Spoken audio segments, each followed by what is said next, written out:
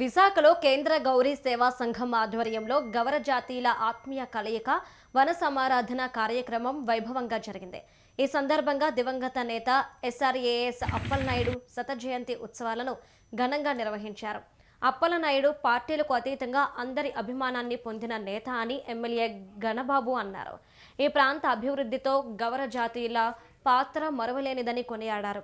మహిళలు ప్రదర్శించిన గరిడీ విన్యాసాలు, సాంస్కృతిక కార్యక్రమాలు ప్రత్యేక ఆకర్షణగా నిలిచాయి. ఈ వేడుకలో సంఘం నేతలు బుద్ధ శివాజీ, భీశెట్టి బాబ్జీ, పీలా గోవింద్ పాల్గొన్నారు.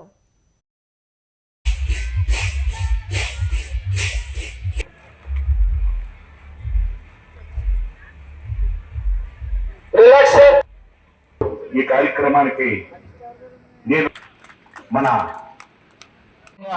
ఇన్నేళ్ల జీవిత చరిత్రలో, రాజకీయ చరిత్రలో అనేక పదవులు అలంకరించిన చాలా సామాన్యంగా ఉండేటువంటి కుటుంబ సభ్యులు ఈ రోజు అత్యంత అనేక మంది ప్రేమికుల్ని సంపాదించుకున్నటువంటి ఆస్తి అంతా కూడా ఈ రోజు గౌరీ సమాజంలో ఉండేటువంటి ప్రతి ఒక్కరే ఎస్ఆర్ఎస్ అప్పలనాయుడు గారికి నిజమైన ఆస్తి అని చెప్పి అందరికీ మనవి చేస్తున్నాను.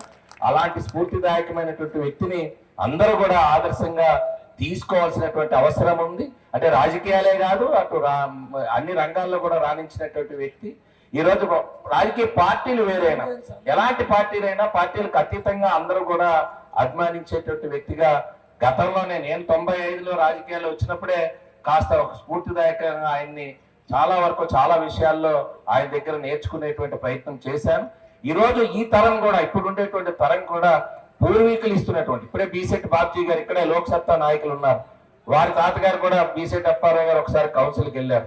వివి రమణ గారి గురించి చెప్పారు. వివి రమణ గారు రాజ్యసభ మొట్టమొదటి రాజ్యసభ ఏర్పాటు అయిన దాంట్లో ఒక రాజ్యసభ మెంబర్ గా మన ప్రాంతం నుంచి నెగ్గినటువంటి వ్యక్తి.